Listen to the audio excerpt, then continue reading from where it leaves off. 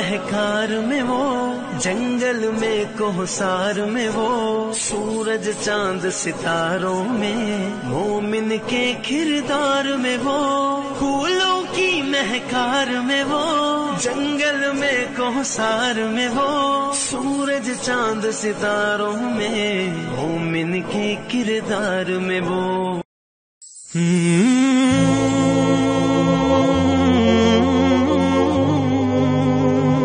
بسم اللہ الرحمن الرحیم، والصلاة والسلام علی رسولہ الکریم وعلی آلہ وصحبہ اجمعین۔ 19ویں صدی میں ساری دنیا میں اسلامی سلطنت کا شیرازہ بکھر گیا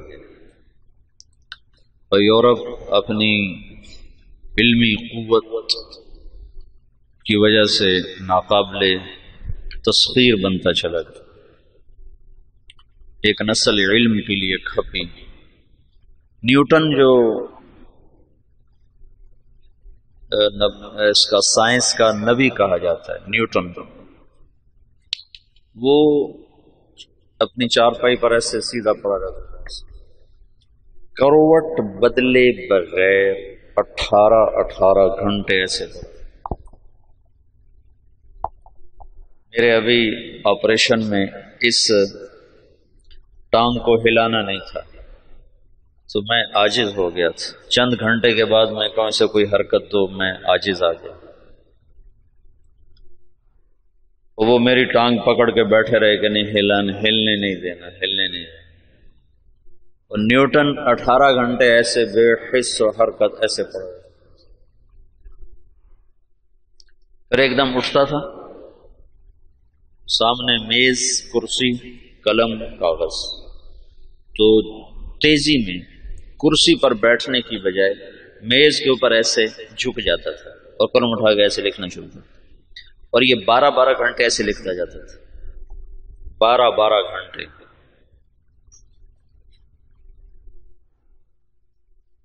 جس دن اس کی شادی تھی تو اس کا دوست اس کے پاس آیا کہ شادی پہ نہیں چلنا؟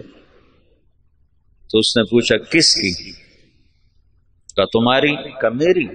کب؟ کہا آج۔ کہا مجھے تو یاد ہی کوئی نہیں۔ آئنسٹائن نے بیوی سے کہا کھانا لاؤ، اور خود پڑھنے بیٹھ گیا۔ تو وہ آئی، جب یہ ہیوسٹن میں تھا، ہیوسٹن میں ہی مرا، 1955 میں مرا۔ تو اس نے کہا میں کھانا رکھ کے جا رہی ہوں۔ انہوں نے کہا ٹھیک ہے۔ اس نے میز پہ ایسے کھانا رکھ دیا، انہوں نے کہا ٹھیک ہے۔ تو اس نے ایسے اٹھا کے کھانا شروع کر دیا اور پڑھنا شروع کر دیا۔ تھوڑی دیر کے بعد اس کی بیگم آئی تو اس نے دیکھا کھانا ویسے پڑا ہوا ہے۔ انہوں نے کہا تم نے کھانا نہیں کھایا؟ کہا میں نے کھا لیا ہے۔ کہا کب کھایا؟ کہا ابھی کھایا۔ کہا دیکھو یہ سارا ویسے ہی پڑا ہے۔ اس نے دیکھا تو سارے کا سارا ویسے ہی پڑا ہوا۔ تو اس نے کیا کھایا تھا؟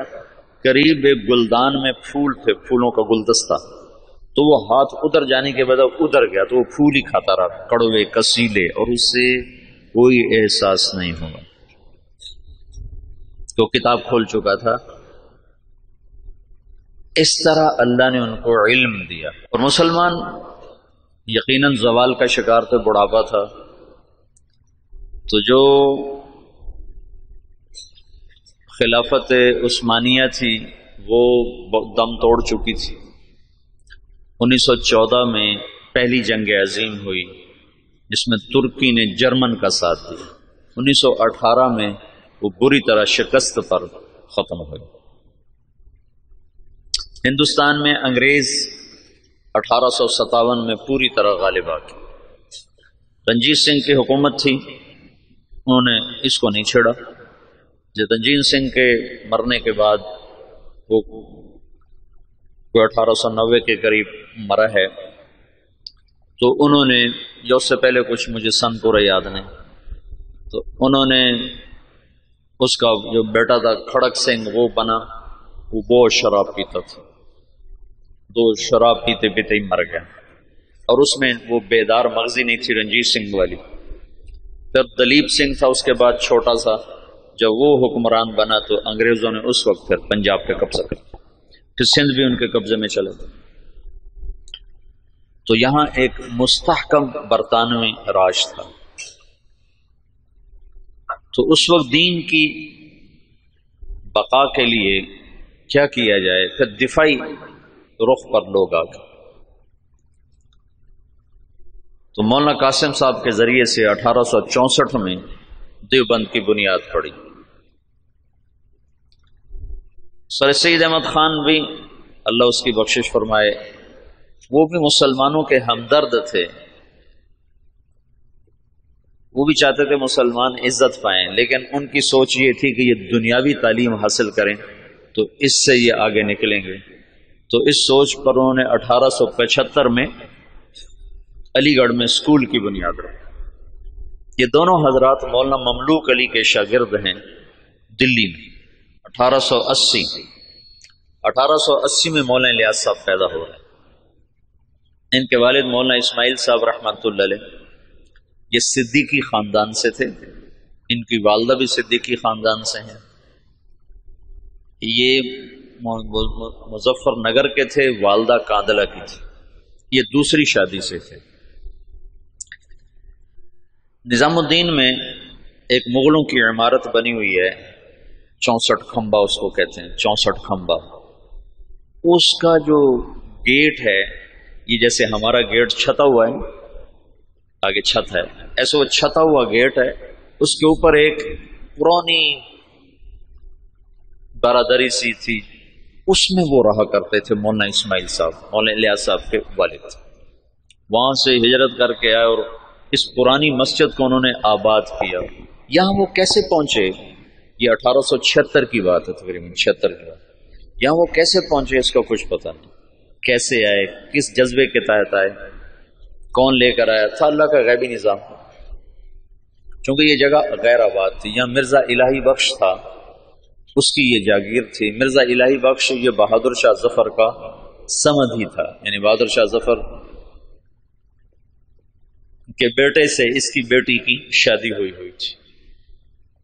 اور مرزا الہی بخش بھی انگریزوں سے مل گیا تھا، اور وہ بھی جنگ آزادی کے ختم کرانے والوں میں ایک کردار تھا، اور غداری کا اس نے بھی بڑا صلہ پایا تھا. یہ مسجد مرزا الہی بخش نے بنوائی تھی، چھوٹی سی، ابھی تک وہ مسجد باقی ہے. تو ایک دفعہ مولانا اسماعیل صاحب یہ باہر نکلے ڈھونڈنے کے کوئی آدمی ملیں تو ان کو مسجد میں لاؤں، کہ ویران جگہ تھی. تو کچھ لوگ جا رہے تھے دلی، یہ میوات سے پہلا تعارف ہونے لگا. تو ان سے پوچھا بھائی آپ لوگ کہاں جا رہے ہو؟ کہ جی دلی جا رہے ہیں مزدوری کرنا. تو انہوں نے کہا اگر میں مزدوری دے دوں تو میرے ساتھ چلو گے؟ کہاں تمہارے ساتھ چلو. ایک دن کی مزدوری 2 آنے تھی، 2 آنے. تو وہ 5-6 آدمیوں کو لے کر مسجد میں آ گئے اور ان کو وضو سکھایا، طہارت، نماز سکھا کر سارا دن اپنے ساتھ رکھا. پھر تعارف پہ پتہ چلا کہ یہ میواتی ہیں. میواتی کون ہیں؟ اس کے بارے میں مورخین کی رائے یہ ہے کہ یہ جو ہندوستان کی قدیم قومیں ہیں ان میں سے ہیں میواتی. ایک تو ہے نا آریہ نسل جو وسط ایشیا سے آئے اور انہوں نے پورے ہندوستانی خطے پر قبضہ کیا. آریہ نسل کے لوگ راجپوت اور جاٹ یہ کہلائے، اور ان کی اور کئی قسمیں بنی. جو لوگ یہاں قدیم آباد تھے ان میں سے ایک قوم میو بھی ہے. یہ ہندوستان کی قدیم آبائی آباد قوم ہے، اور یہ بہت مار دھاڑ والے اور بہت زیادہ لڑائی مار کٹائی والے، لوٹ مار ان کا پیشہ تھا. کوئی مہذب زندگی ان کی نہیں تھی. مولانا محمد اسماعیل صاحب رحمۃ اللہ علیہ نے سب سے پہلے ان کو اپنا گرویدہ بنایا. تو انہوں نے جا کر واپس کہا کہ آج تو بڑے آسان کام ملے، صرف اٹک بیٹک تھی، نماز اور منہ ہاتھ دھونا تھا اور دعانے مل گئے. بڑے سارے وہ حیران ہو گیا، بڑا اچھا کام ملا بھائی، کوئی مسئلہ ہی کوئی نہیں، نہ کوئی پتھر توڑے نہ کوئی وزن اٹھایا، اور کام ہمارا بڑا چوکھا چوکھا ہو گیا. یہ ابتدا ہے. مولانا الیاس صاحب رحمۃ اللہ علیہ، یہ مولانا اسماعیل صاحب کا جو دوسرا نکاح ہے یہ 1868 میں ہوا، دوسرا نکاح. مولانا الیاس صاحب رحمۃ اللہ علیہ سے پہلے مولانا یحییٰ صاحب پیدا ہوئے اور پہلی بیوی سے مولانا محمد صاحب تھے، اور 1880 کے آس پاس میں مولانا الیاس صاحب پیدا ہوئے، اور 1898 میں مولانا اسماعیل صاحب کا انتقال ہو گیا، تو ان کی جگہ ان کے بڑے بیٹے مولانا محمد صاحب یہاں بیٹھے۔ 1918 میں ان کا بھی انتقال ہو گیا۔ مولانا الیاس صاحب رحمۃ اللہ علیہ کی 1912 میں شادی ہوئی۔ 1915 میں پہلا حج کیا اپنے شیخ مولانا خلیل احمد کے ساتھ، گنگوہ میں تعلیم حاصل کی۔ 1906 میں مولانا گنگوہی کا انتقال ہوا ہے، تو ان کے ہاں سے پھر یہ دارالعلوم دیوبند میں آ گئے، وہاں تعلیم مکمل فرمائی، اور 1912 میں ان کی شادی ہوئی۔ 1915 میں پہلا حج مولانا خلیل احمد صاحب کے ساتھ تشریف لے گا۔ اس وقت یہ سہارنپور میں پڑھاتے تھے، اپنے شیخ کے ساتھ پڑھاتے تھے۔ مولانا خلیل احمد صاحب رحمۃ اللہ علیہ وہیں رہ گئے، ہجرت کر کے گئے تھے، وہ واپس نہیں آئے، باقی حضرات واپس آئے نہیں، اس وقت نہیں، ساتھ ہی واپس آئے، بعد میں گئے۔ تو 1918 میں مولانا محمد صاحب کا انتقال ہوا، تو مولانا الیاس صاحب رحمۃ اللہ علیہ وہاں تشریف لائے، جنازے میں شرکت فرمائی۔ تو مقامی لوگوں نے، میواتیوں نے کہا کہ اب یہ جگہ خالی ہے تو اس کو آپ آباد کریں۔ تو مولانا نے فرمایا کہ میں اپنے شیخ سے پوچھوں گا، تو پھر وہ تشریف لائے سہارنپور، اور مولانا خلیل احمد صاحب سے درخواست کی کہ اس طرح لوگ چاہتے ہیں، میں کیا کروں؟ تو انہوں نے یہ فرمایا تم 1 سال کی چھٹی لے کے چلے جاؤ، اگر تمہارا دل لگے تو وہاں رہ جانا، نہ لگے تو پھر واپس آ جانا، مدرسہ سے تمہارا رابطہ نہ ختم ہو، چھٹی لے لو۔ وہ چھٹی کی جو درخواست لکھی تھی نا، وہ پرانے سہارنپور کے مدرسہ میں ابھی بھی محفوظ پڑی ہوئی۔ 1918 میں مولانا الیاس صاحب تشریف لائے نظام الدین، ابھی تبلیغ نام کی کوئی شے ان کے ذہن پر کوئی نہیں۔ 1918 میں شدھی کی تحریک چل پڑی۔ شدھی کیا تھی کہ ہندوؤں نے یہ تحریک چلائی کہ مسلمانوں کو ہندو بناؤ، اور بنیاد انہوں نے یہ اٹھائی کہ مسلمان تو باہر سے آئے، ہم تم ایک قوم ہیں، اوپر جا کر ہم سب کے رشتے ایک ہیں، تو یہ باہر سے مسلمان کون تھے جنہوں نے آ کر ہمارا مذہب بگاڑ دیا، لہذا ہم سب کو ایک ہونا چاہیے۔ یہ تحریک بڑے زور زور سے چلی، تو مولانا الیاس صاحب رحمۃ اللہ علیہ اس پر بڑے پریشان ہوئے کہ اس کا میں کیا حل کروں۔ تو انہوں نے جاتے ہی میوات میں مدارس کی بہتات، چھوٹے چھوٹے مکتب، اور اس میں اپنا سب کچھ لگایا، بیوی کا زیور بھی لگا دیا، سینکڑوں چھوٹے چھوٹے مکتب میوات میں کھولے۔ ایک دفعہ میوات میں گئے ہوئے تھے مریدوں کے پاس، تو ایک نوجوان آیا، ہاتھ میں کڑا، بڑی بڑی مونچھیں، داڑھی صاف۔ کسی نے کہا یہ آپ کے مدرسے سے فارغ التحصیل حافظ قرآن ہے۔ کہنے کہ حافظ، اس کا یہ حلیہ کیوں ہے؟ کہ یہ ماحول کی وجہ سے۔ تو یہ پہلی چوٹ لگی اور دل میں خیال آیا، جب تک تمام طبقات میں دین نہیں آتا تو چند طبقوں میں دین کا لانا یا چند طبقات میں دین کا آنا یہ نہ کافی ہے، نہ یہ ذریعہ نجات ہے، پوری امت کا مسئلہ ہے۔ تو مدرسوں سے ایک دم دل بجھ گیا، دل ہٹ گیا، بند نہیں کیے لیکن طبیعت بند ہو گئی، دل ہٹ گیا۔ اور واعظین اس زمانے میں شدھی کی تحریک کے ٹکر میں علماء نے وعاظ کو بھیجنا شروع کیا تھا کہ مختلف شہروں میں جا کر، دیہاتوں میں جا کر تبلیغ کرو۔ تو مولانا الیاس صاحب نے بھی اپنے واعظ بھیجنے شروع کیے، لیکن وہ جاتے تھے جہاں تک سڑک ہوتی تھی، جہاں سڑک نہیں ہوتی تھی وہاں نہیں جاتے تھے، یا جہاں کوئی آسائش نہیں ہوتی تھی وہاں نہیں جاتے تھے۔ پھر طبیعت اس سے بھی ہٹ گئی، پھر خانقاہی سلسلہ شروع کیا، اور نظام الدین میں بیعت کا سلسلہ، اس سے پہلے بیعت نہیں فرماتے تھے، پھر بیعت کا سلسلہ شروع کیا۔ تو بہت جلدی مریدوں میں ترقی ہونے لگی، اور مریدوں کا اضافہ بھی، اور مریدوں کے تزکیہ کے حالات بھی بڑے اچھے۔ لیکن کچھ عرصے کے بعد خیال آیا کہ کتنے لوگ میرے مرید ہو جائیں، 1,00,000 2 لاکھ، تو عامت الناس کا کیا کروں؟ ابھی اللہ تعالیٰ فطرت خود ہی کرتی ہے لالے کے حنا بندی، پھول کو سرخی کوئی نہیں پہناتا، اللہ ہی اسے سرخ کرتا ہے۔ تو طبیعت ہٹتی گئی، مدرسوں سے ہٹ گئی، خانقاہ سے ہٹ گئی کہ خانقاہ بھی ایک جزئی کام ہے، مدرسہ بھی ایک جزئی کام ہے، اور واعظ تقریر بھی ایک، پیسے دو تو جاتے ہیں، پیسے نہ دو تو جاتے نہیں۔ تو بے قراری بڑھتی گئی اور کوئی حل نظر نہیں آیا۔ تو 1926 میں، اس سے قبل مولانا خلیل صاحب وہ ہجرت کر کے اور تشریف لے گئے، مدینہ منتقل ہو گئے تھے۔ تو 1926 میں حج پہ تشریف لے گئے، ہجرت کی نیت کر کے کہ میں اب واپس نہیں آؤں گا، وہیں رہوں گا۔ 1925 میں گئے تھے، 1926 میں واپس آئے۔ یہ نیت کر لی تھی کہ اب میں واپس نہیں آؤں گا، ادھر ہی رہوں گا۔ جب یہ مکہ پہنچے تو ان کو خواب میں اللہ کے رسول کی زیارت ہوئی، تو انہوں نے پوچھا یا رسول اللہ، میں امت کی بہتری کے لیے کیا کروں، امت کی ہدایت کے لیے کیا کروں؟ تو اللہ کے رسول نے فرمایا جیسے میں نے مکے میں کام کیا تھا تم ویسے کام کرو۔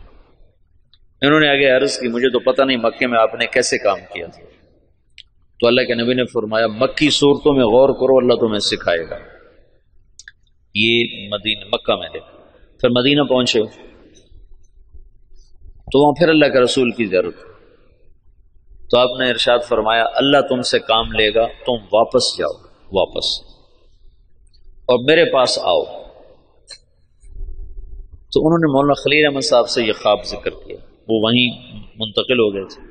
انہوں نے حضرت مدنی رحمت اللہ علیہ کو مدنی کیوں کہتے ہیں، حسین احمد مدنی، یہ اپنے والد، ان کے والد اپنے پورے خاندان سمیت مدینہ ہجرت کر گئے تھے، پھر ان کا سارا خاندان مدینے میں آباد رہا، یہ بھی مدینہ میں رہے، پھر ہندوستان کے حالات کو دیکھ کر دوبارہ واپس آ گئے تھے، اور یہ کہا تھا کہ میں مسلمانوں کو تنہا نہیں چھوڑ سکتا، میں مدینے میں رہوں اور مسلمان مشقت میں ہوں۔ تو مدینے کا قیام قربان کیا تھا اور واپس تشریف لے آئے ہندوستان۔ یہاں اللہ نے ان سے بہت بڑا کام لیا، تو اس لیے ان کو مدنی کہتے ہیں۔ تو ان کے بھائی تھے سید احمد، وہ وہاں پہلے انہوں نے اتنا فقر دیکھا کہ حضرت مدنی فرماتے ہیں میرے والد سبزی منڈی جاتے تھے شام کو، تو جو سبزی وہاں گلی ہوئی سڑی ہوئی لوگ پھینک کے چلے جاتے تھے نا، وہ اٹھا کے لاتے تھے، پھر اس کو صاف کر کے خالی ابال کے ہم کھاتے تھے کہ اس میں نمک مرچ ڈالنے کا بھی سکت نہیں تھی، اس طرح شروع کے دن تھے۔ لیکن سید احمد کو اللہ نے صلاحیتیں دی، انہوں نے شاہ عبدالعزیز سے پتہ نہیں کیسے تعلق بنایا، وہ الگ داستان ہے۔ ان کے بیٹے سید حبیب نے اس سے بھی آگے، اب ان کی نسل وہاں اربوں پتی، بڑے بڑے ان کے محل ہیں، یہ تمہارے حسنین کو 4 گنا کریں تو تب ان کا محل بنتا ہے، اس سے بھی 4 گنا بڑی 4 دیواری ہے جس میں وہ رہ رہے ہیں، احد کے قریب ان کے محلات ہیں۔ تو انہوں نے سید احمد سے ذکر کیا، تو انہوں نے جو مسجد نبوی کے اس وقت منتظم تھے ناظم اعلیٰ، ان سے ذکر کیا، تو انہوں نے عشاء کے بعد جب مسجد بند کر دی تو مولانا الیاس صاحب کو بلا کر جالی کا دروازہ کھول کے اندر بھیج دی، تو اندر جالی اور روزے کے درمیان کوئی چاروں طرف دیوار ہے، دروازہ کوئی نہیں، یہ نور الدین زنگی نے اس کو چاروں طرف سے بند کروایا تھا، اور نیچے سیسا پگھلا کے ڈالا تھا۔ جب وہ کچھ لوگ آ کر لاش نکالنے کا منصوبہ لے کر آئے تھے، 3 راتیں وہاں سوئے، 3 راتوں میں سارے کام کی یہ تو خود تو عقل سے تو آ نہیں سکتا، سارے کام کو سکھایا گیا، بتایا گیا، اور پھر یہ کہا گیا ہندوستان جاؤ اور جا کر عوام الناس میں کام کرو، علماء میں نہیں، ورنہ وہ مخالفت کریں گے، مخالفت کریں۔ تو پھر یہ وہاں سے واپس تشریف لائے، 1926 میں پہنچے ہیں، اور پہلے علماء کو جمع کیا، اور ان کے سامنے یہ بات رکھی کہ میں یوں کام کرنا چاہتا ہوں، تو کسی ایک نے بھی موافقت نہیں کی سوائے مولانا مدنی صاحب اور مفتی کفایت اللہ صاحب رحمۃ اللہ علیہ۔ ان دو حضرات نے بات کو لیا اور سمجھا اور کہا کہ ہاں یہ تو دعوت والا کام ہے، لیکن یہ کرے گا کون؟ کہا یہ تو اللہ کرے گا، میرے ذمہ جہد ہے۔ پھر وہ بندہ فنا فی تبلیغ ہو گیا ہے اور دیوانگی چھا گئی، دیوانگی۔ ایک دفعہ بیان کر رہے تھے، گرمیوں کے دن تھے، صحن میں 11 بج گئے، 11 فجر کے بعد شروع ہوئے، گرمیوں میں 11 بج گئے۔ تو ایک مواتی کھڑا کر کے لگا، بھائی نام دے دو ورنہ یہ مر جائے گا، بیچارہ مر جائے گا، نام دے دو۔ ایسی دیوانگی چھا گئی تھی اور کوئی شکل نہیں، کوئی جانتا نہیں، اور آگے سامنے میواتی ہیں جن کو دین کی خبر ہی کوئی نہیں، کلمہ نماز کا نہیں پتا، تو دعوت کیسے دیں گے؟ 10 برس کی محنت کے بعد ایک جماعت چلے کی تیار ہے، 10 سال کے بعد۔ تو ان کو ہدایات دی، پھر ان کو روانہ کرتے کرتے 5 میل ان کے ساتھ پیدل چلتے گئے، پیدل چلتے گئے۔ مولانا سعید خان صاحب سے یہ بات میں نے بہت دفعہ سنی۔ جب ان کو رخصت کرنے لگے تو کہنے لگے کہاں جا رہے ہو؟ ان کا جی دلی جا رہے ہیں۔ کہنے لگے نہیں، لندن پہ چوٹ پڑ گئی، امریکہ پہ چوٹ پڑ گئی، ساری دنیا میں ہدایت کا فیصلہ ہو گیا۔ ایک دفعہ عبدالعال صاحب تشریف فرما تھے، کہنے لگے ہم 5-6 آدمی بیٹھے ہوتے تھے مولانا الیاس صاحب کے آگے، 6-7 اور وہ ہم سے کہتے کہ بھائی ساری دنیا میں جماعتیں بھیجنی ہیں، مشورہ دو کیا کیا جائے۔ تو ہمیں خیال آتا کہ مولانا صاحب بیچارے کتنے پاگل دیوانے ہیں اور شیخ چلی کی باتیں کرتے ہیں کہ ہم 6-7 آدمی بیٹھے ہیں اور ہمیں کہہ رہے ہیں کہ ساری دنیا میں جماعتیں بھیجنی، مجھے مشورہ دو ہمیں کیا کرنا چاہیے۔ یعنی اللہ تعالیٰ نے اپنی قدرت سے ظاہر کر کے دکھا دیا کہ کیسے سارے عالم میں ہم خود پھر رہے ہیں، تو ساری دنیا سے جماعتیں ہمارے پاس آ رہی ہیں، ہم سے ساری دنیا میں لوگ جا رہے ہیں۔ تو 1926 سے لے کر 1944 نوح میوات میں پہلی بستی ہے جہاں پہلا اجتماع ہوا۔ اس وقت اجتماع نہیں کہتے تھے، جلسہ کہتے تھے، جلسہ، پہلا جلسہ ہوا۔ اور سگا بیٹا محمد یوسف اکلوتا سخت مخالف، وہ کہیں یہ کیا پاگلوں کا کام شروع کر دیا۔ ان کا ذہن ذوق سارا تعلیمی تصنیفی۔ 21 سال کی عمر میں طحاوی کی شرح لکھی، جو حدیث کی مشکل ترین کتاب ہے طحاوی، اس کی شرح 21 برس کی عمر میں لکھی۔ اور حیات الصحابہ جیسی کتاب تو ساری دنیا کے علماء تسلیم کر گئے کہ سیرت میں یہ وہ شخص بدیع تھا، بدیع سیرت میں، کہ سیرت کے عنوان پر آج تک کسی نے ایسی کتاب نہیں لکھی۔ سیرت کا عنوان ہوتا تھا زید بن ثابت، نیچے اس کی سیرت اور حالات، عمر بن خطاب، نیچے ان کی سیرت، حالات، واقعات اور ان کے فضائل اور مناقب۔ یہی 14 صدی میں تمام مصنفین کا طرز رہا ہے۔ یہ پہلا شخص ہے جس نے اسلوب جدید دیا، بدیع اسلوب، آج تک کوئی یہ اسلوب لے نہ سکا۔ حیات الصحابہ ہے سیرت، لیکن حیات الصحابہ، کیف کانت صلاتہم، کیف کان علمہم، کیف کان جہادہم، اس کے نیچے کئی صحابہ کے واقعات۔ یہ ایک کو عنوان بنا کے نہیں، عنوان صفت کا اور نیچے واقعات مختلف شخصیات کے۔ یہ پہلی دفعہ ہوا تصنیف و تالیف کی تاریخ میں۔ اس کتاب نے اتنی قبولیت حاصل کی کہ دنیا کے ہر بڑے مکتبے میں حیات الصحابہ پڑھی ہوتی۔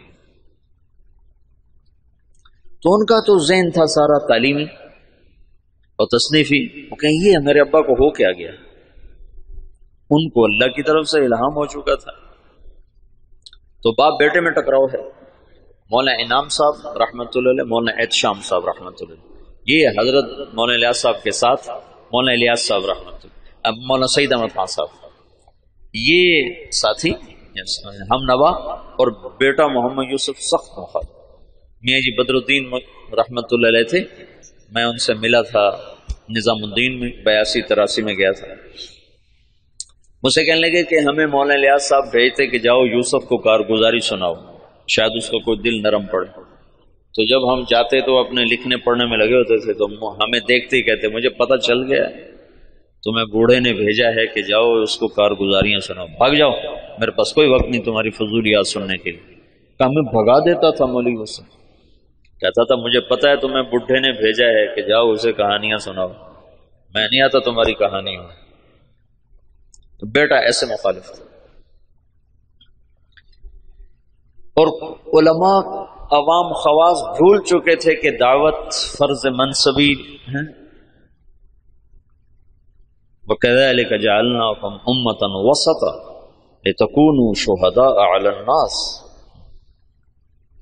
تو شہداء اللہ الناس کا فریضہ پوری امت کے ذمے ہے اور سارا عالم ہمارے ذمے. میاں جی بدر الدین، یہی بدر الدین بتاتے ہیں، میں بیان کر رہا تھا تو سامنے کچھ لوگ بیٹھے تھے 10 12 15، تو پیچھے سے مولانا الیاس صاحب آ گئے، کہنے لگے بدر الدین کن میں بیان کر رہے ہو، کن کو سنا رہے ہو، کن کو سنا رہے ہو؟ کہا جی ان کو سنا رہا ہوں. جو سامنے بیٹھے ان کو سنا رہا ہوں. تیرا بھلا ہو جائے. اونٹ کی نیت کرو. اونٹ، اونٹ میواتی زبان میں آخری کنارے کو کہتے ہیں، آخری کنارہ. کہ دنیا کے آخری کنارے کی نیت کر کہ میں یہ بات دنیا کے آخری انسان تک کو سنا رہا. ایسے وہ نیت کرواتے تھے. اپنی زندگی میں 2 کمرے بنائے تھے مسجد میں داخل ہو کر، جنوب کی طرف اوپر ان میں کھڑکیاں، کھلی کھلی دروازے، اور یہ فرمایا کہ یہاں غیر ملکی مہمان جب آئیں گے تو ان کو تم نے یہاں ٹھہرانا ہے. تو وہ بیچارے ان کے مرید حیران ہوتے کہ ادھر مقامی کوئی نہیں آتا تو غیر ملکی کہاں سے آئیں.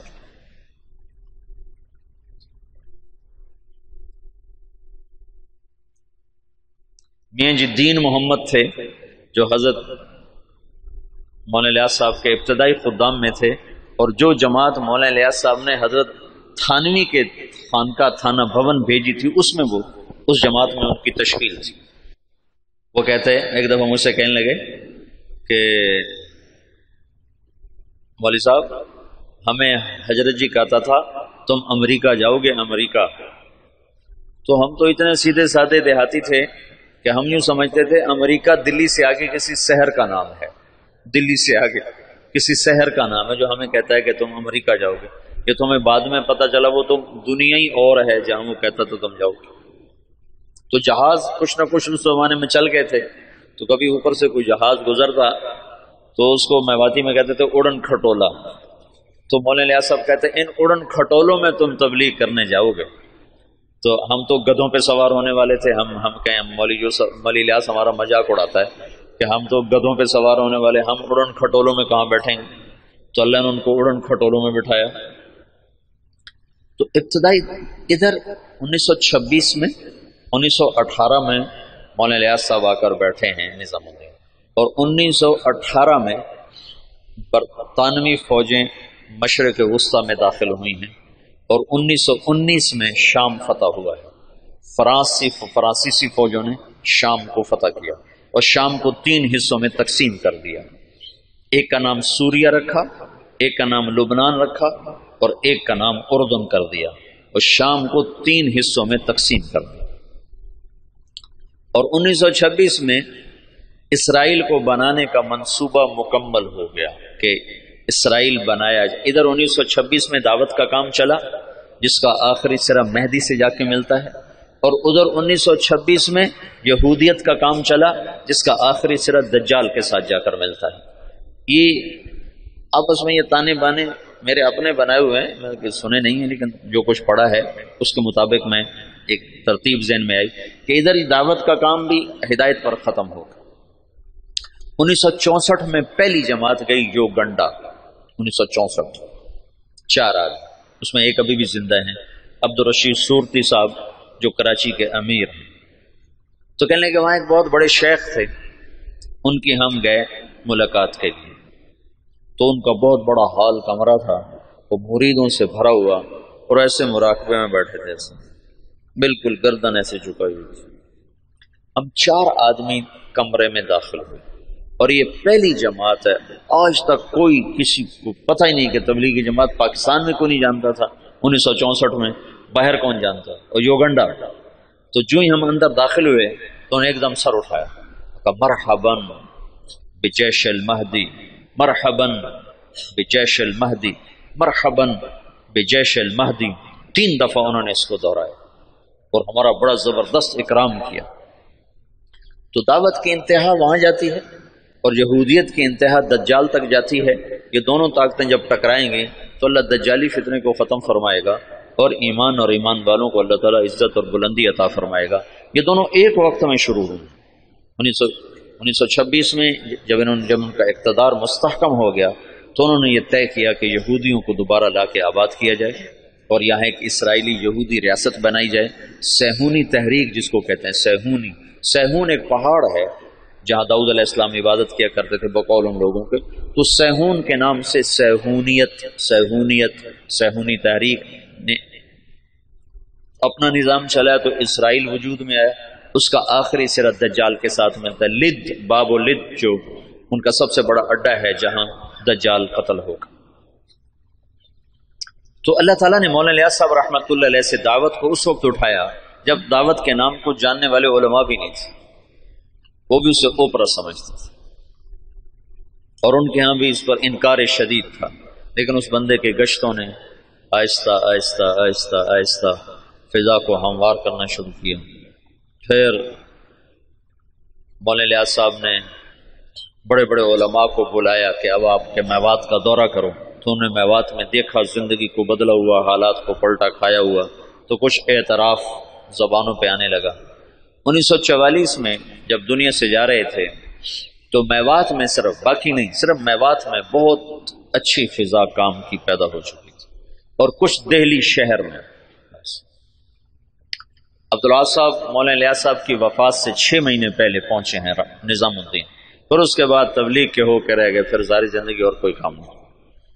مولانا الیاس صاحب کے اس وقت 6 ماہ باقی تھے، اور اس وقت وہ شدید بیمار تھے۔ جب عبداللہ صاحب کو پتہ چلا، یہ وہاں دلی میں نوکری کرتے تھے، ان کو پتہ چلا کہ نظام الدین میں کوئی بزرگ ہیں جو لوگوں کو نمازی بناتے ہیں۔ اس وقت یہ شروع میں ہم نے بھی ایسے ہی سنا کہ ایک تبلیغی جماعت ہے جو لوگوں کو نمازی بناتی ہے۔ تبلیغ کی گہرائی تو کیا زبردست چیز ہے۔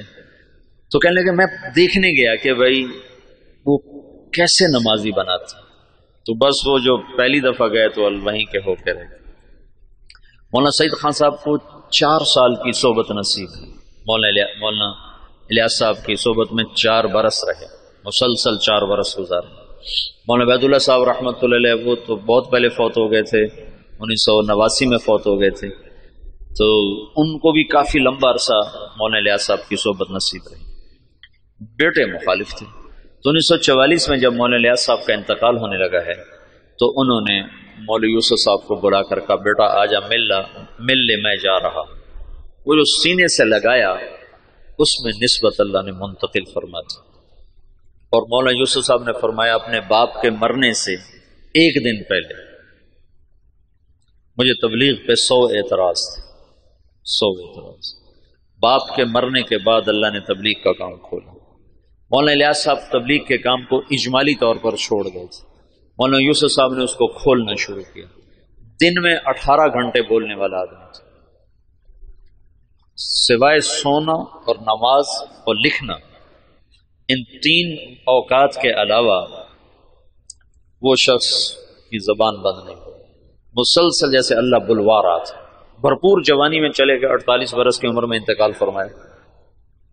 وہ 27 سال کی عمر میں امیر بنے، بالکل نوجوان بلکہ بچے۔ اور مولانا سعید خان صاحب رحمۃ اللہ علیہ فرمانے لگے مولوی یوسف ہمارے ساتھ اٹھتا بیٹھتا کھیلتا تھا، لیکن جب وہ امیر بنا تو آہستہ آہستہ اس کا روب ہمارے اوپر چھاتا چلا، اور اپنی جہد اور قربانی سے ان کی ہیبت ہمارے دلوں پہ قائم ہو گئی۔ ایک دفعہ 3 گھنٹے بیان فرمائے اس حال میں کہ یہاں ایک پھوڑا تھا جس سے خون مسلسل رس رہا تھا، تو ایک آدمی پاس بیٹھا ہوا تھا، وہ یہاں رکھتا تھا کپڑا، جب وہ خون سے تر ہو جاتا تو وہ ہٹا لیتا، دوسرا رکھتا تھا، پھر وہ خون سے تر ہو جاتا، وہ ہٹا لیتا، پھر وہ تیسرا رکھتا تھا، اور وہ مسلسل بیان فرماتے ہیں۔ باپ والی کیفیت منتقل ہو گئی کہ مولانا الیاس صاحب کے یہاں پھوڑا نکل آیا، اس کو کٹ دینا تھا، کٹ دینے میں تکلیف ہونی تھی، تو مشورہ کر رہے تھے کہ اس کو کریں کیسے۔ تو مولانا الیاس صاحب کو پتہ چلا تو انہوں نے فرمایا ایسا کرو، کچھ میواتی میرے آگے بٹھا دو، پھر جو مرضی مجھ سے کر لیں۔ تو انہوں نے کچھ میواتی آگے بٹھائے، مولانا الیاس صاحب نے بیان کرنا شروع کر دیا اور ہاتھ یوں کر دیا، تو انہوں نے سارے ہاتھ کو کھرچ کھرچ کے صاف کیا، لیکن ان کا ہاتھ ایسے بھی نہیں ہوئے، وہ یوں بھی نہیں ہوئے۔ اس قدر انہماک اور فنائیت اللہ نے عطا فرما دی باپ بیٹا کو کہ اللہ نے ایک چیز کو وجود دینا تھا، ایک مدت ہوئی تھی عوام اور خواص کے ذہن سے نکل گیا تھا، اور بس صرف اسلام کو ایک ہی شکل میں دیکھتے تھے کہ حکومت آئے گی تو اسلام آئے گا، حکومت آئے گی تو اسلام آئے گا، طاقت ہاتھ میں ہوگی تو اسلام آئے گا، ورنہ اسلام آ ہی نہیں سکتا۔ اور انقلاب کا مطلب صرف حکومت کی تبدیلی کو لے لیا تھا۔ بعض الفاظ ایسے ہیں جو اپنے اصل معنی سے نکل کر مجاز میں اتنے استعمال ہوئے ہیں کہ اصل معنی ویسے ہی ختم ہو کے رہ گیا۔ ان میں سے ایک انقلاب بھی ہے۔ انقلاب تو قلب سے ہے، قلب پر الف نون لگ کر باب انفعال بنا ہے۔ انقلاب پلٹ جانا، دل کا پلٹ جانا، جب قلب سے ہے تو ادھر زیادہ جوڑ ہونا چاہیے، لیکن پھر کثرت استعمال ہوا انقلاب کا حکومت کے بدلنے پر، حالات کے انقلاب آ گیا، حکومت بدل گئی، انقلاب آ گیا، پیپل پارٹی آ گئی، انقلاب آ گیا، نون لیگ آ گئی، انقلاب آ گیا، قاف لیگ آ گئی۔ تو انقلاب جیسے برباد، وہ تو برباد ہو گیا۔ برباد، برباد کا کیا مطلب ہے؟ برباد کا مطلب ہے جس کا نقصان ہو جائے وہ تو برباد ہو، جس کا کوئی بہت بڑا حادثہ ہو جائے وہ تو برباد ہو گیا، جس کا کاروبار بیٹھ جائے وہ تو برباد ہو گیا۔ حالانکہ برباد یہ مرکب ہے، فارسی کا لفظ ہے، مرکب ہے۔ برباد، بر باد، بر الگ ہے، باد الگ ہے۔ بر کہتے ہیں اوپر اور باد کہتے ہیں ہوا کو، تو بر باد کا مطلب ہے ہوا کے اوپر۔ یہ مطلب تمہیں معلوم تھا پہلے؟ یہ اپنے اصل مطلب میں کبھی استعمال ہی نہیں ہوا۔ بر باد، جس کی دکان بیٹھ جائے وہ ہوا میں اڑ رہا ہوتا ہے۔ یہ تو ایک تعبیر ہے کہ جیسے پتا ٹوٹتا ہے نا، پتا ٹوٹتا ہے پھر وہ ہوا کے رحم و کرم پر ہو جاتا ہے، اس کی کوئی منزل نہیں رہ جاتی نا، ہوا کے جھونکے جدھر لے جائیں وہ ادھر کو اس کی سمت ہو جاتی ہے۔ ایسے ہی جو کسی نقصان میں حالات کی جکڑ میں آتا ہے تو اس کو کوئی رہ نہیں جاتا، اپنے بھی آنکھیں پھیر جاتے ہیں، خون بھی سفید ہو جاتے ہیں، تو وہ ایسے ہو جاتا ہے جیسے ہوا کے دوش پر کہ کوئی اس کا پرسان حال کوئی نہیں۔ تو اس لیے برباد کو وہاں سے یہاں ڈال دیا گیا۔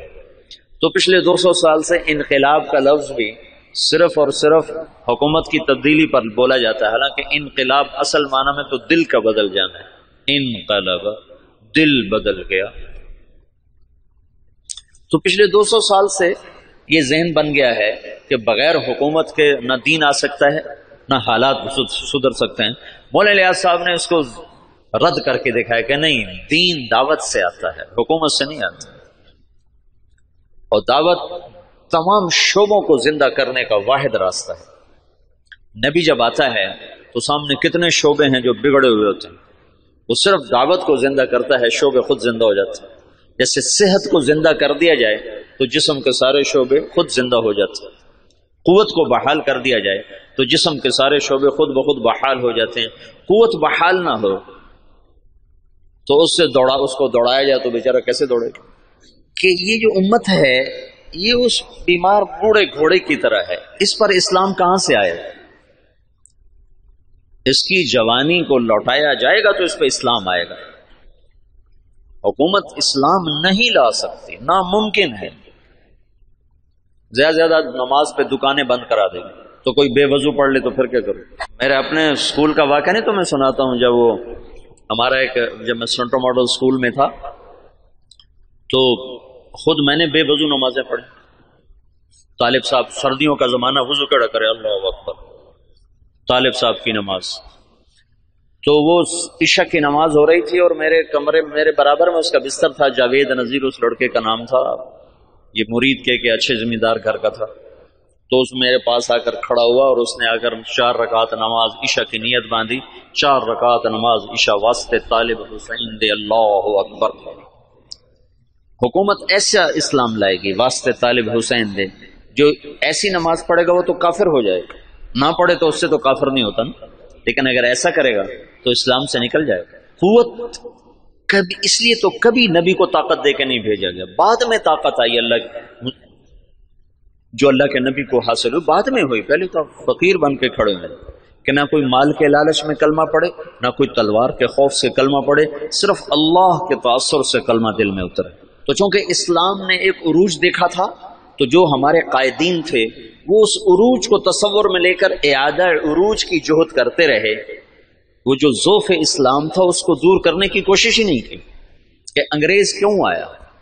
مولانا حفظ الرحمان صاحب آئے سیوہاروی, یہ میاں جی دین محمد پاس بیٹھے ہوئے مولانا الیاس صاحب, اور مولانا حفظ الرحمان آئے.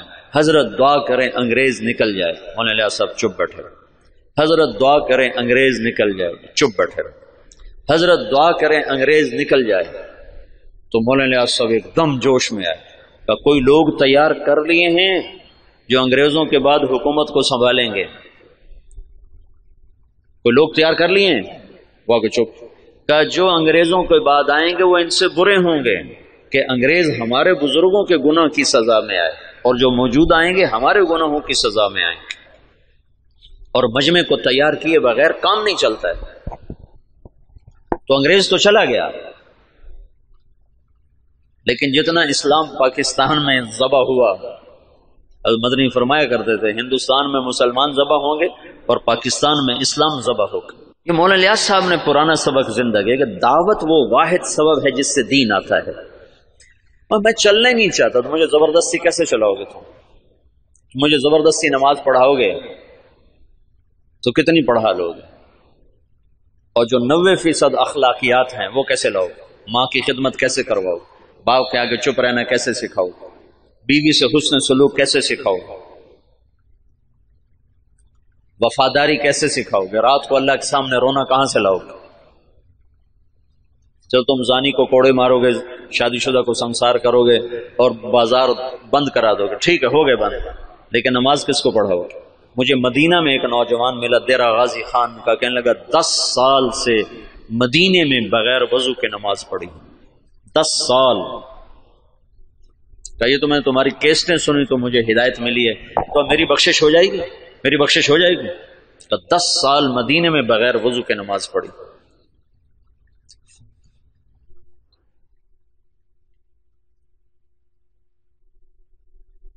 چونکہ اسلام کا سیاسی پس منظر 1000 برس سے زیادہ ہے, تو جب زوال آیا تو قائدین کا ذہن ادھر گیا کہ اس زوال کو دور کیا جائے, زوال دور کیا جائے اور مسلمانوں کو دوبارہ شان و شوکت پہ لایا جائے.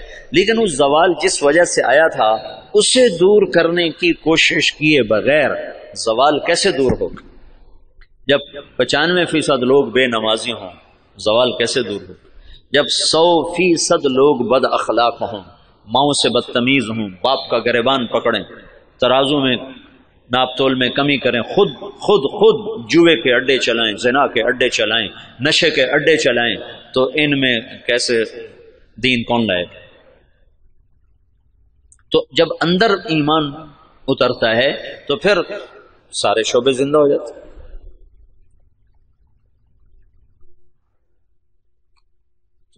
مولانا الیاس صاحب کے ذریعے سے پرانا سبق زندہ ہوا کہ دعوت وہ سبب ہے جس کے ذریعے سے اللہ نے ہر دور کے باطل کو توڑا, ہر دور کے باطل کو توڑا.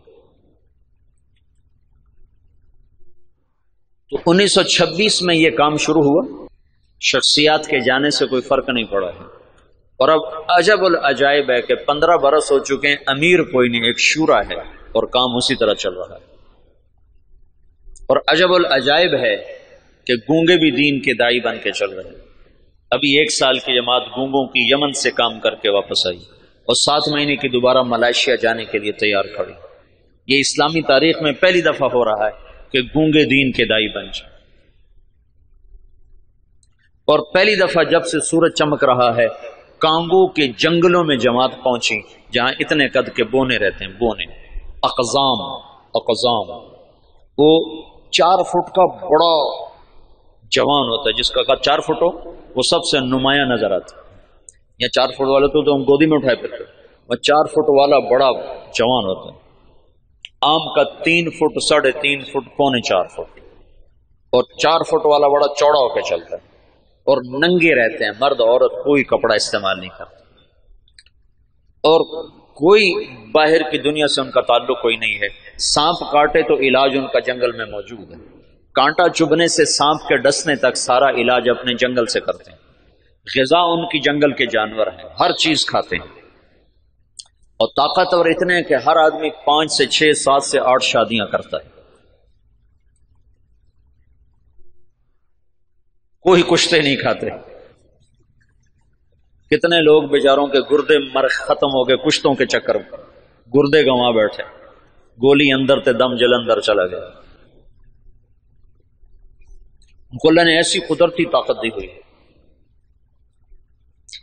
اور جب سے وہ پیدا ہوئے انہوں نے اسلام کا نام نہیں سنا۔ آج سے 12 برس پہلے وہاں پہلی تبلیغی جماعت پہنچی، مالی سے جماعت بنی، مالی ہو گئے کانگو سے گئے جنگل، اور جنگل کے ترجمان ساتھ لیے، انہوں نے وہاں دعوت کا کام چلایا، تو 270 آدمی پہلی دفعہ مسلمان، اور ان کو لباس کا، وہ بیچارے لباس پہن کے اوکھے ہو گئے، ایک ہی کیتا جو سڑے نال اوکھے ہو گئے۔ تو ان میں ایک ان کا سردار، وہ حج کرنے کے لیے آج سے کوئی 8-9 سال پہلے حج کے لیے، تو کچھ علماء تھے جو تبلیغ کے بڑے مخالف تھے، تو ایک ہمارے دوست ہیں حسن کیمرونی، یہ حسن کیمرون سے جماعت گئی، مالی نہیں کیمرون سے جماعت گئی، تو حسن کیمرونی ہے، وہ مدینہ میں پڑھے ہیں، پھر ریاض سے PhD کی ہے، بڑا فاضل آدمی ہے، وہیں رہتا ہے۔ تو اس نے مجھے یہ سارے حالات سنائے، وہ خود بھی اس میں شریک تھا، تو وہ اس بونے کو لے کر گئے ان علماء سے، تو ان کا تبلیغ والے یہ کرتے ہیں، تبلیغ والے یہ کرتے ہیں، یہ کرتے ہیں، یہ کرتے ہیں۔ ان کا یہ سب کچھ جو کرتے ہیں بالکل صحیح ہے، ان پر یہ سارے اعتراض ٹھیک ہیں، پر اس بونے کی کارگزاری سن لو کہ تبلیغ والے یہ بھی کرتے ہیں۔ جب انہوں نے سنے حالات تو وہ سارے رونے لگے اور کہنے لگے تبلیغ حق ہے، ہم نفس پرستی کا شکار، اور اب ان کی تعداد تقریباً کوئی 5000 کے قریب ہو چکی ہے، وہ 270 سے اب 5000 تک پہنچ چکے ہیں۔ جب یہ واحد تحریک ہے، پہلے خیر القرون کو چھوڑنے کے بعد، خیر القرون کا کوئی ٹکر نہیں، خیر القرون کے بعد یہ پہلی دفعہ دنیا میں ایسا ہوا ہے کہ کسی تحریک نے 6 بر اعظم کے مسلمانوں کو متاثر کیا۔ اس سے بڑی تحریک آج تک نہیں اٹھی، نہ اتنی شخصیتیں بہت بھاری بھاری اٹھ ہیں، ان کے سامنے مولانا الیاس صاحب کی شخصیت کوئی بڑی نہیں ہے، لیکن جو کام مولانا الیاس سے اللہ نے لیا ہے، یہ خیر القرون کے بعد کوئی ایسا کام نہیں کر سکتا جس میں اتنی وسعت ہو۔ تو فیجی مشرق میں آخری کنارہ اور ہوائی مغرب میں آخری کنارہ، اور دونوں طرف سے لوگ سمٹ کے رائے میں پہنچ کے دین سیکھ رہے ہیں، یہ پہلی دفعہ دنیا میں ہے۔ ایک تو گونگے ہیں، چلو گونگا تو صبر کرتا، اسے آتا کچھ نہیں۔ مجھے کتنے لوگ ملے افریقہ سے آئے 4 مہینے لگا رہے ہیں، اور ایک وہاں سے آیا ارجنٹائن سے 4 مہینے لگا رہا تھا، وہ اسپینش جانتا تھا اور ہمارے پاس کوئی ترجمان نہیں تھا اسپینش زبان کا، پورے 4 مہینے بغیر ترجمان کے گزار کے چلا گیا۔ تم 4 دن گزار کے دکھا دو مولوی صاحبان، 5ویں دن تم نظر نہیں آؤ گے۔ 4 مہینے ایک لفظ نہیں سمجھا۔ میں نے ایک سے پوچھا، میں نے کہا تمہیں کیا فائدہ ہوتا ہے، تم سمجھ تو کچھ آتا نہیں، تو اس نے کہا ادھر اثر ہوتا ہے، ادھر اثر ہوتا ہے۔ تو میں یہ چاہتا ہوں تم تبلیغ میں بصیرت کے ساتھ چلو، میں یہ چاہتا ہوں تبلیغ کی عظمت تمہارے دل میں ہو۔ تھوڑی سی زندگی ہے، پتہ نہیں کب شام ہو جائے۔ میں تو موت کا ایک جھٹکا کھا چکا ہوں، دیکھ چکا ہوں کہ کتنی ناپائیدار زندگی ہے اور کتنی بے ثبات یہ دنیا ہے، اور کتنا دھوکے کا یہ جہان ہے، پتہ بھی نہیں چلتا اور وہ کیا۔ تو تھوڑی زندگی میں وہ کام کرو جس کا نفع تمہیں زیادہ ملے، جس کی واپسی تمہیں زیادہ ملے. تو تبلیغ کے سوا اس وقت کوئی میدان عمل میں ایسا عمل نہیں جس میں لگنے سے تم سارے عالم پر اثر انداز ہو جاؤ، ساری دنیا کے انسانوں تک تمہاری محنت کا اثر پہنچا. جبوتی جیسے غریب ملک میں آگے بھی اس سے بھی غریب علاقہ تھا تجرو، جہاں کشتی ڈوبی تھی، اس جنگل میں اجتماع ہوا، 3-4 ہزار کا مجمع جنگل میں جمع تھا. یا کتنے بڑے بڑے اشتہار لگتے ہیں، 300-400 سے زیادہ آدمی اکٹھا نہیں ہوتے.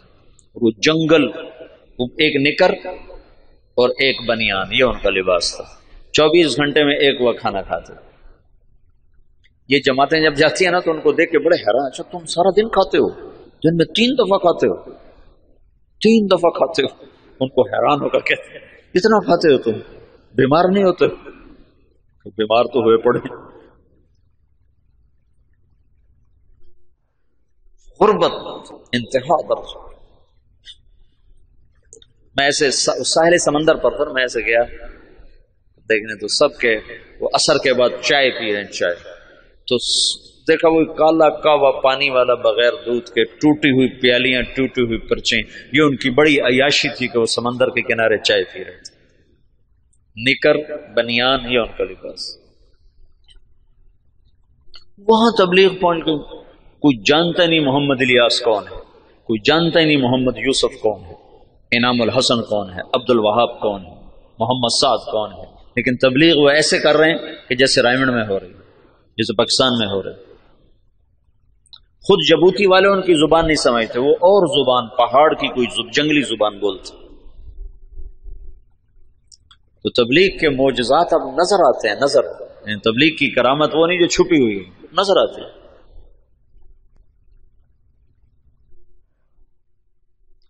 تو میں یہ چاہتا ہوں کہ تم بصیرت کے ساتھ اس میں چلو تاکہ تم نفع اٹھاؤ، تم اللہ کا قرب حاصل کر سکو، اللہ کی محبت حاصل کر سکو. صحیح، میں نے پیچھے سے تفصیل بتائی تمہیں کہ سیاسی اکھاڑ پر چھاڑ کیسی ہوئی. پھر تبلیغ کی زندگی تو اب تمہارے سامنے ہے، اس میں تو تفصیل بتانے کی ضرورت نہیں ہے. لیکن کچھ مجالس اور میں لینا چاہوں گا کہ کچھ باتیں جو اس سے متعلق ہیں وہ میں تمہارے سامنے لاؤں. پھر لِيَهْلِكَ مَنْ هَلَكَ عَنْ بَيِّنَةٍ وَيَحْيَىٰ مَنْ حَيَّ عَنْ بَيِّنَةٍ. پھر یہ نہ ہو سکے کہ ہمیں پتہ کوئی نہیں تھی. پھولوں کی مہکار میں وہ، جنگل میں کوہسار میں وہ، سورج چاند ستاروں میں مومن